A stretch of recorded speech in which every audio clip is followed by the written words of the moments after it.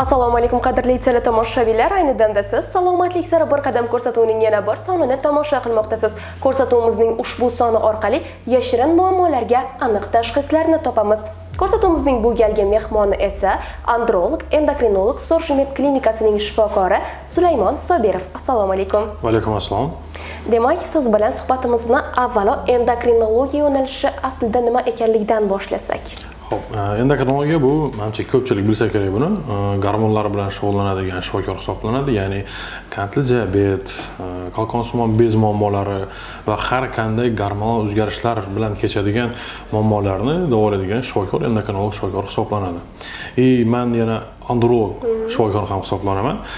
Ko'pchilik bizning xalqimiz bilmasa kerak, androlog kim bu o'zi, andrologga nima deb savol berib qolishadi. Androlog bu erkaklar shifokori desak ham bo'ladi, oddiy qilib aytadigan bo'lsak. Ya'ni erkaklardagi kechadigan jinsiy muammolar, erkaklar bepushligi, jinsiy zaiflik, erta bo'shanish, erkaklar gormonal o'zgarishi, ya'ni murskoy klimaks degan narsa ham bor, ayollarda ham klimaks bor, erkaklarda ham bor bu narsa. Ya'ni gormonlar yetishmasligi hisobiga kelib chiqadigan kasalliklar. Ya'ni oddiy qilib aytadigan bo'lsak, bu erkaklar shifokori. Keling, unda ko'rsatuvimizning ushbu sonida aynan erkaklar bepushligi haqida gaplashsak. Xo'p, erkaklar bepushligi nima sababdan kelib chiqishi mumkin?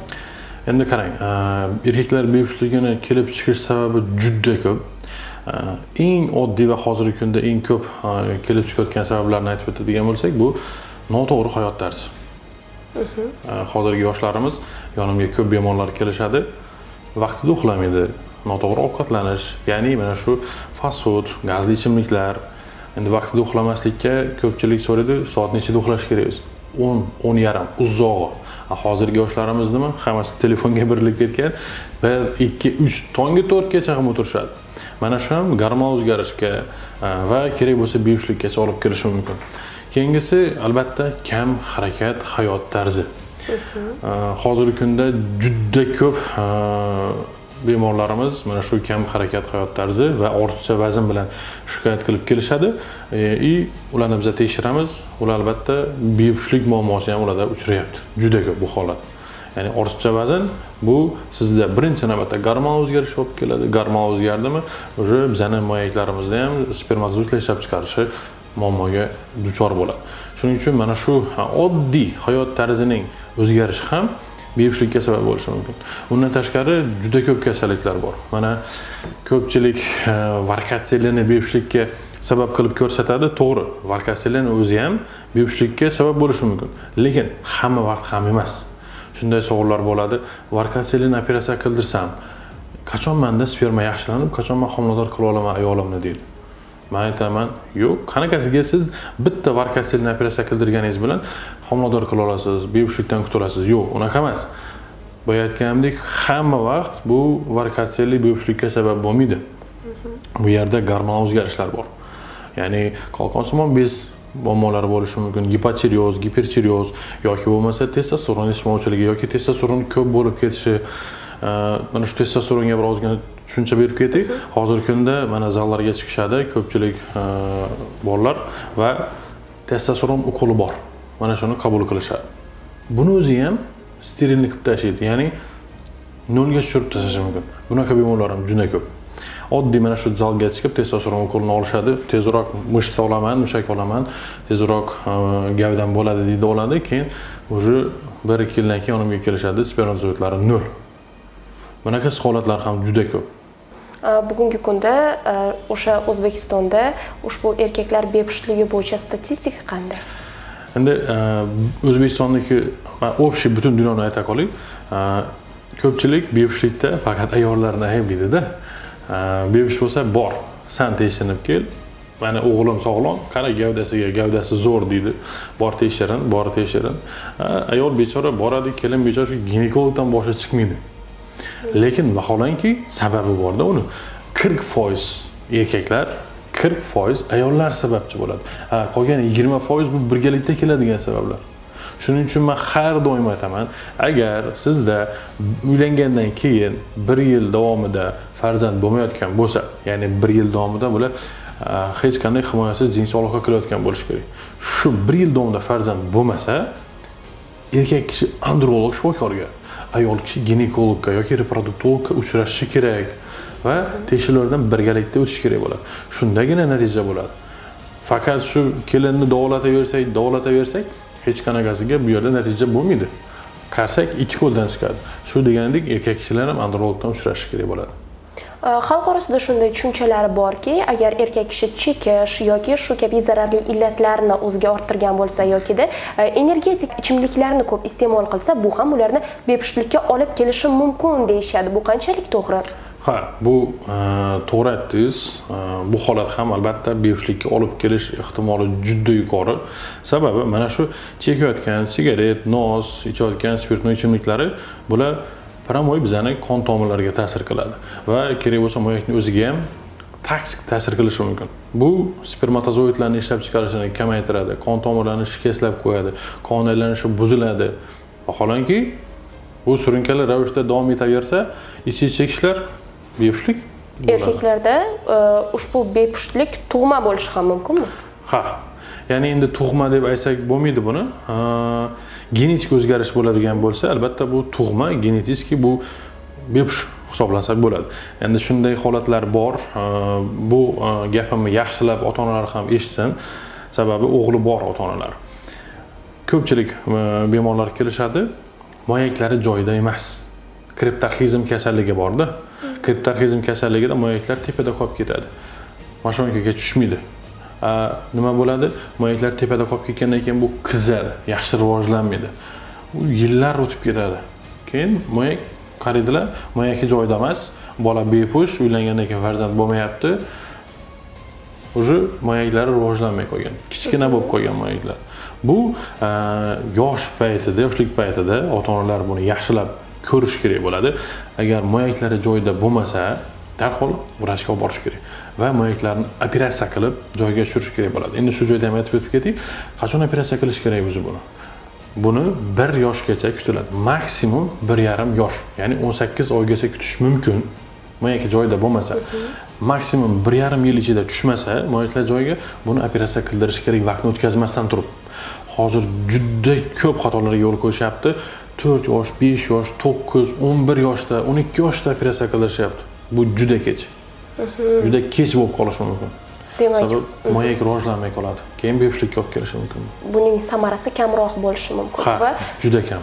Ba'zida bu samara bermaydigan holatlar ham mavjudmi? Ha, mavjud. Mana yaqinda bitta bemorimiz keldi, 28 yosh. Kriptarxizm. 28 yoshgacha ota-onasi ko'rmagan, bilmagan, gaplashmay ko'rishmagan. Bu hozir u uylanishdan oldingi tekshiruvga kelgan menga. Biz tekshiruv davomida ko'rsak, moyaklari joyida emas, jins holati rivojlanmagan, tuklanish, soq-soqol chiqmagan, to'la bola keldi. U ko'rganimizda o'sha kriptarxizm.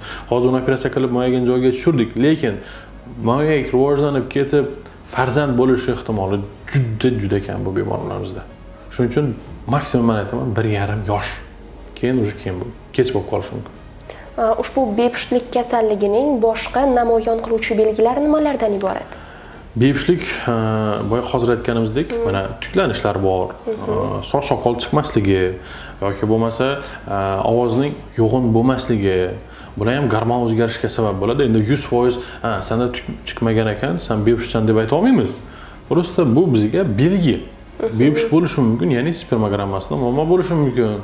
Buni yaxshilab tekshirib ko'rishimiz kerak degan bizga ozgina bir turtki bo'ladi. Keyingisi ortiqcha vazn. Ortiqcha vazn ham namoyon bo'ladi. Ya'ni biz podozreniya qilishimiz mumkin, что bunda bepush bo'lishi mumkin, spermogrammasini ko'rishimiz kerak deb biz spermogramma ko'rish kerak bo'ladi. Kasallikda qanday diagnostik tekshiruv amaliyotlari qo'llaniladi? Yaxshi savol berdingiz. Erkaklarda bitta analiz bilan u homilador qila oladimi yoki yo'qmi yoki qanday o'zgarishlar bor bilsa bo'ladi. Bu oddiy spermogramma. Lekin mana shu oddiy spermogrammani ham xato tekshirishyapti va xato yo'nalish berishyapti bizning erkaklarimizga. Ya'ni oddiy qilib bir spermogrammani tushuntirib o'tib ketaman. Erkak kishi homilador qilish uchun spermogrammada ba'zi bir ko'rsatishlar kerak bo'ladi. Bular spermani soni, harakati va sifati. Sifat deganda ko'pchilik bilishmaydi nima bu deb. Bu Kruger bo'yicha morfologiyasini tekshirish kerak. Mana shunga e'tibor berishni men so'rab qolaman. juda ko'p bemorlarimizga ham, vrachlarga ham albatta e'tibor berish kerak. Agar mana shu uchalasi ham yaxshi bo'lsa, lekin bizda aglyutinatsiya degan narsa ham bor-da. Mana shuni ham aytib o'tib ketdik. Aglyutinatsiya degani bu spermatozoidlar bir-biri bilan yopishib qolish. Agar shunaqa holat kuzatilsa, spermogrammada bemorga albatta biza Martes analizini buyurishimiz kerak. Martesda 50% dan baland chiqadigan bo'lsa, bu yaxshi emas. Agar sizda spermogrammada bo'yatganimdek soni, sifati, harakati ham zo'r bo'lib turib, Martes baland chiqadigan bo'lsa, bu spermogramma yaroqsiz hisoblanadi. Ya'ni buni to'g'rilasa bo'ladi. Faqat mana shu Martesni tushirishimiz kerak bo'ladi. Mana shu jihatlarga juda ko'p e'tibor berishimiz kerak. Bu laboratoriyalarda ham hozirgi kunda juda ko'p laboratoriyalar faqat sonini, harakatini, aglyutinatsiya, leykosit ko'rib berishadi bo'ldi. U yerda sifati bor, Kruger bo'yicha morfologiyasi. Mana shunga e'tibor berishmaydi. Shunga ko'proq e'tibor berishni va mana shuni yaxshilab o'rganib chiqishni maslahat beraman. Va spermani tekshirishda laboratoriyada Makler kamerasida vrach laborant ko'rish kerak bo'ladi, mikroskop ostida. Bugungi kunda ushbu bepushtlikni davolash bo'yicha qanday amaliyotlar o'tkazilmoqda? Davolashga keladigan bo'lsak, albatta men hamma vaqt aytaman, davolashda nima sababdan mana shu bepush bo'lyapti. Ya'ni spermogramma degan narsa bor-da erkaklarda. Erkak kishi spermogramma topshiradi, mana shu spermogramma aytadi. U homilador qola oladimi yoki tushib ketganmi yoki nolmi yoki boshqa narsami. Mana shunga qaraymiz. Bu bizaga buyruq beradi, ya'ni yo'naltiradi. Gormonlarni tekshir, UZI qil, CD analiz ko'r, boshqa qildi bizga yo'naltiradi. Va biz ham nima sababdan spermogramma tushib ketganligini aniqlashimiz kerak. Nima sabab bo'lyapti? Bu testosteron tushib ketishimi yoki kalkonsimon bezda TTG, T4 svobodniy gormonlarning o'zgarib ketishimi yoki bo'lmasa estrogonni oshib ketishimi yoki boshqa narsami? Bularni biz aniqlashimiz kerak. Yoki infeksiya natijasida bo'lyaptimi yoki moyaklari yaxshi rivojlanmaganmi? Shu qaysi yerda muammo bo'layotgan bo'lsa, shuni biz davolasak, shunda biz bepushlikni davolagan bo'lamiz. Hech qanaqasiga spermogrammani ko'rib lecheniya yozilmaydi. Faqat sababini topish kerak. Hamma narsaning sababi bor. Ushbu jarayonda yo'l qo'yiladigan xatoliklar ham mavjudmi? Juda ko'p. Hozirgi kunda mana bizani erkak kishilar androlog shifokor kimligini haligacha bilishmayapti ham. Endi bilib kelishadi. Andrologga emas, ginekologga yoki urologga uchrashib, o'z vaqtini yo'qotishyapti. Ya'ni ginekolog bu bilasiz, ayollarni davolaydigan shifokor. Urolog bu ayollarni ham, erkaklarni ham davolaydigan shifokor. Androlog esa boshida aytdik intervyumizda, bu faqat erkaklarni bepushligi, jinsiy tomonlama muammolarini davolaydigan shifokor. Ginekologga borishadi. Ginekologlarimiz endi aytib o'tib ketishim kerak buni. Spermogrammani ko'rishadi-da, yozib beraverishadi dorini. Ya'ni asl sababni topmasdan lecheniya yozishadi. Bu teshik chelakka suv solgandek bu narsa. U teshigini topib, yamab keyin solsangiz chelak suv ko'taradi. Organizm ham shunaqa. Qayerda muammo bo'layotgan bo'lsa, shuni topmay turib lecheniya qilsak foydasi yo'q, vaqtini o'tkazib yuraveradi. Sababini topmasdan bilar-bilmas lecheniyalarni olish, undan tashqari internetda reklama qilinayotgan har qanday dori vositalarini o'z boshimchalik bilan olib, o'zini holatini battar asoratlar bilan yonimga kelayotganlar ham juda ko'p. Mana shu eng xatolar, ko'p uchrayotgan xatolardan biri. Aslida o'sha internetda va ko'p bora guvoh bo'lamiz, ko'plab ijtimoiy tarmoqlarda shunday dorilarning reklamasi juda ham ko'p ketadi. Bular bilan davolanish qanchalik samarali bo'lishi mumkin? Boya ham aytganimdek, shu teshik chelakka suv solgandek bir bo'ladi. Bular dori vositalari emas, reklama qilinayotgan dori deb aytayotgan narsalar, bular biologik aktiv qo'shimchalar. Ya'ni ovqatga qo'shimcha bu. Bo'ldi, boshqa narsa emas. Ular kompleks davo qilinadigan bo'lsa yordam berish mumkin. Faqat o'zini olib yeysangiz foyda bermaydi. Bepushtlikning o'zi ham qandaydir yondosh kasalliklarni keltirib chiqarishi mumkinmi? Yo'q, bepushtlikning o'zi bu asorat. Ya'ni kasalliklardan kelib chiqqan asorat hisoblanadi. Bu albatta bepushlik psixologiyaga ta'sir qilishi mumkin. Ya'ni har doim stressda, depressiyada tushirib qo'yishi mumkin. Boshqa hech qanday kasalliklarga olib kelmaydi. Amaliyot davomida psixolog bilan ham qaysidir ma'noda mutanosiblikda ishlaysizlarmi? Albatta. Sababi odamning psixologiyasi juda katta rol o'ynaydi. Agar o'ziga ishonsa, men yaxshi bo'lib ketaman deb lecheniyani, ya'ni davoni kompleks oladigan bo'lsa, o'ziga ishonib, Bunda natija yaxshi bo'ladi. Agar tushkunlikka tushib qolgan bo'lsa, kimlar tushkunlikka tushib qoladi? Yillar davomida natija olmay kelgan bemorlar, 5 yil, 10 yil, 15 yillab yurib, bu bemorlarimiz tushkunlikka tushib qolgan. Ozgina bularni biz tushkunlikdan chiqarishimiz kerak, stressdan chiqarishimiz kerak. Bu bizani mana shu davomimizga katta yordam beradi, davolashimizga. Va keyinchalik davolash ishlari umuman samara bermaydigan va bepushtlikka davo topa olmaydigan insonlar ham bormi? Ha, albatta bor. Yaxshi savol bo'ldi. Ya'ni azospermiya deyiladi.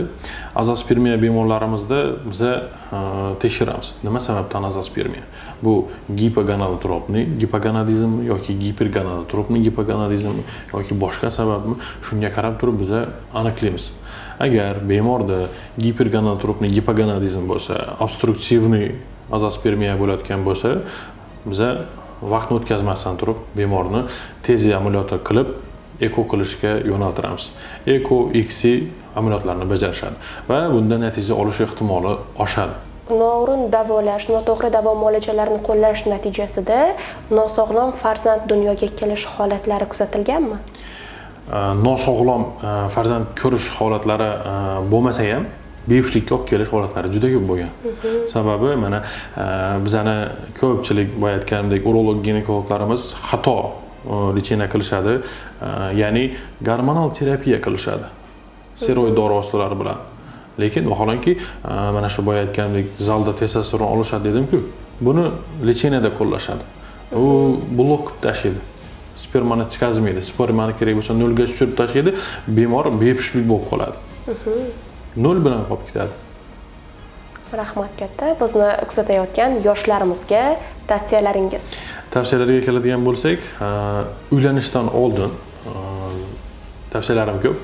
Hammasini aytib o'taman. Uylanishdan oldin 3 yoki 4 oy oldin androlog shifokorga kelib tekshiruvlardan o'tish kerak bo'ladi. Homiladorlik qilish xususiyatini bilsin, o'zini jinsiy quvvatini bilsin, yaxshi rivojlanganmi jinsiy organlari, shularni bilishni maslahat beraman. Endi sog'lom turmush tarziga rioya qilishni ham maslahat beraman.